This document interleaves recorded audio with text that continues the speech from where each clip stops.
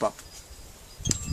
Ensuite, je me demande si tu n'aurais pas une inspiration ou une piste pour moi. Voilà, je suis en train d'écrire ma thèse en naturo en vue de l'obtention de mon diplôme. Mais ça avance à pas de tortue car je suis continuellement tracassé par des problèmes d'argent. Il y a 2 ans, j'ai quitté un emploi très bien rémunéré et protégé, mais qui ne me convenait plus, pour me lancer dans ce qui me passionnait, la santé. Ça n'a pas fonctionné comme je l'aurais espéré, je me suis laissé piéger par des événements qui m'ont bouleversé, et arrêté dans ma lancée, je n'ai pu reprendre le fil depuis. Je n'ai pas de bureau à la maison pour des consultations, je n'ai pas d'argent pour en louer un. Donner des ateliers en alimentation crue ne m'intéresse pas, je ne veux pas donner des cours de cuisine, je veux renseigner et inspirer les gens à prendre leur santé et leur vie en main. De plus, Sébastien, donc son compagnon et moi n'avons qu'une voiture, ça devient compliqué pour le déplacement. Il me semble que si j'avais une idée claire, une orientation précise à donner à ma pratique, je pourrais orienter mes actions. Ainsi les choses se mettraient en place et l'argent viendrait, j'en suis sûr. Tu vois, je comprends cette vision d'abondance, mais il ne me semble pas que ce soit ma réalité présente. Actuellement, je fais de l'entretien ménager pour payer l'épicerie et je ne sais plus comment changer la réalité, comment la changer cette réalité pour relancer ma vie. Il y a peut-être une forme de pratique qui me serait accessible et à laquelle je ne pense pas. Peut-être en auras-tu aucune idée, peut-être pas. En tout cas, je n'ai rien à perdre à te le demander.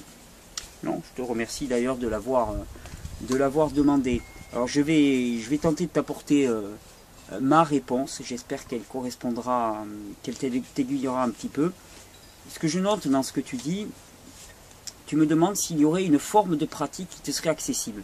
Donc je pense que dans l'idée, tu aurais une forme de pratique qui te permettrait d'arriver à mettre ça en place. Or pour moi, c'est peut-être là la première erreur et le premier obstacle. Je crois que chacun de nous, on a des capacités, on a des forces et des faiblesses dans la vie qui nous ont été données. Ce n'est pas une question de mérite tout ça. Hein. On n'est pas plus méritant parce qu'on a telle capacité ou telle autre. C'est juste que ça nous a été donné. Ça nous a été donné gratuitement. C'est notre personnalité, notre être propre qui a des talents et puis des handicaps. Et je crois que c'est pas de technique dont on a besoin, de technique pour se former à telle chose qui n'est pas nous, mais c'est plutôt d'arriver à trouver quelles sont nos forces, quelles sont nos faiblesses, et d'agir dans le sens de nos forces. De vraiment aller dans le sens de ses capacités, de ses propres capacités. Or, chacun de nous, on a des capacités dans un domaine. Dans un domaine, dans une approche, il y a ceux qui vont être des bons visionnaires, qui ont le talent pour projeter leurs idées, pour avoir des intuitions très très fortes et rêver tout haut. Tu as ceux qui vont être plutôt des gens qui vont être des très bons planificateurs, ils vont tout bien organiser. Puis tu as ceux qui vont être plutôt des gens qui vont bien réaliser, ils sont vraiment dans la matière, dans la création. Et puis voilà, il y a différents types de personnes.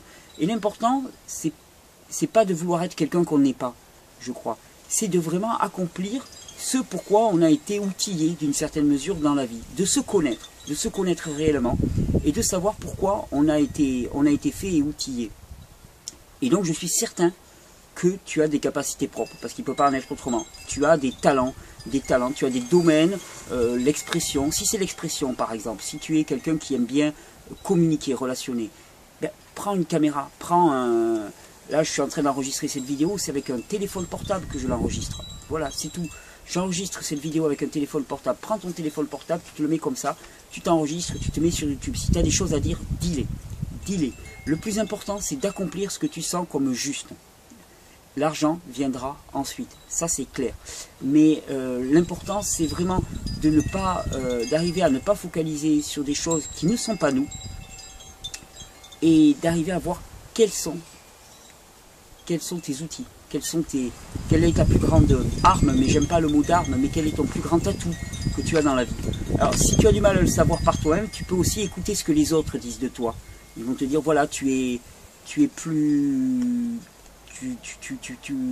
un très bon communicant, ou qu'est-ce que tu aimes bien écouter, tu as une très bonne écoute. Voilà. Écoute les autres, ils vont te dire beaucoup plus de toi peut-être que ce que tu peux croire toi-même. Et donc, tu me dis, ben, par exemple, je n'ai pas de bureau à la maison pour des consultations, mais peut-être que ce n'est pas dans les consultations que tu vas exceller, c'est dans autre chose, c'est dans une autre forme de lien à l'autre. Ce que je lis particulièrement, c'est que ce que tu veux, c'est renseigner et inspirer à prendre les gens, leur vie et leur santé en main. Eh bien, fais-le. Fais-le par le biais qui est le tien. Tu vois, par exemple, moi, je suis, c'est sans arrogance, je pense que je suis quelqu'un qui communique bien. On me l'a déjà dit. Eh bien, j'utilise cet atout pour faire de la communication. Je ne suis pas un organisateur, je ne suis pas un planificateur. C'est même un désastre quand je m'occupe de planifier ou d'organiser des choses. Je commence à le savoir maintenant et j'apprends à déléguer. Et je ne me prends pas pour qui je ne suis pas. Parce que je sais que ça, ce sont des zones dans lesquelles je ne suis pas confortable. Et je me fais violence et je le fais mal.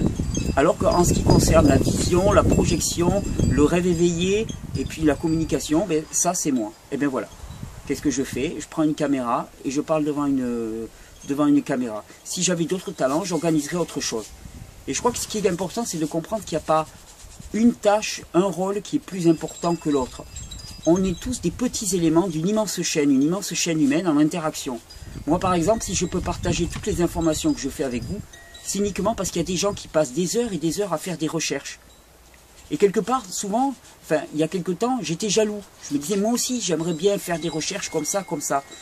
Mais en fait, je me rends compte que c'est pas ma place. Ma place, à moi, c'est de communiquer, de faire une interface entre ces personnes qui sont dans leur labo de recherche ou qui restent un petit peu dans l'ombre parce qu'ils n'ont pas l'attrait pour la communication, et puis des personnes qui n'ont pas encore accès à ces connaissances. Mais voilà, moi je suis un pont, et on est tous des ponts, les uns pour les autres. On ne peut pas être spécialiste dans tous les domaines, on n'a pas toutes les capacités.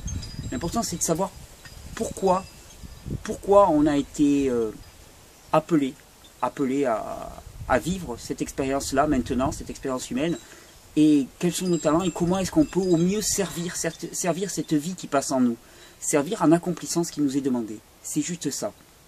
Donc, arriver à se connaître, tu sais, il y a cette phrase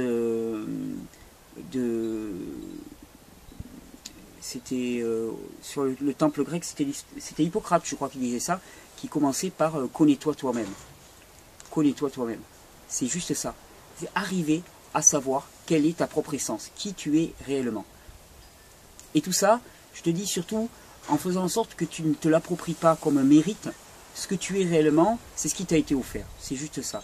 Si tu es croyante, tu peux prier aussi, parce que la prière est très puissante, vraiment très très puissante, pour te révéler exactement qui tu es, ce qui t'est demandé de faire et par quel biais. Mais je t'en prie, ne focalise pas sur les choses que tu n'as pas, mais plutôt essaie de découvrir ce que tu as en toi, les facilités que tu as en toi et matériel que tu as autour de toi. Je suis certain que tu vas trouver comment toucher et inspirer les gens. Tu peux interpeller les gens de multiples façons, vraiment de multiples façons.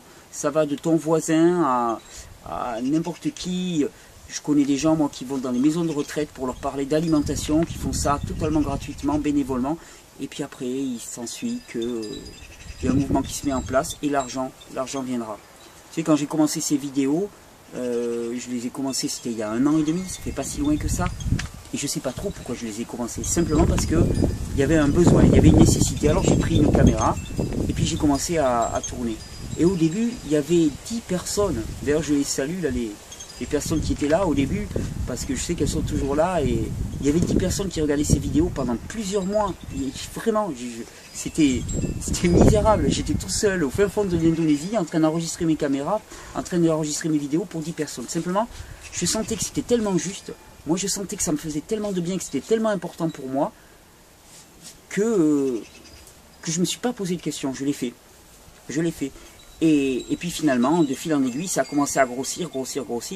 Mais, hop, excusez-moi, il y a une petite fourmi là, voilà, là, qui se balade sur l'objectif. Ça a commencé à grossir, mais ce n'était pas un calcul. C'était juste une constatation.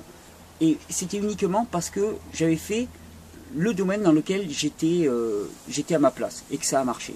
Donc voilà, la prière, et puis apprendre à te connaître, apprendre à trouver un petit peu où sont tes atouts et à jouer avec ces atouts et non pas avec tes faiblesses. Donc j'espère que je t'aurai aidé, Sylvie. Je sais que tu cherches beaucoup, tu m'envoies souvent des questions qui sont des superbes questions. Donc je te fais confiance pour trouver ta solution. Mais en tout cas, je ne te conseille pas des techniques qui ne seraient pas toi. Des techniques qui t'apprendraient à être autre chose que toi-même, parce que tu as déjà tes talents. Alors va dans le sens de moindre résistance, va dans le sens de tes talents. Va dans le sens de ce que tu as reçu.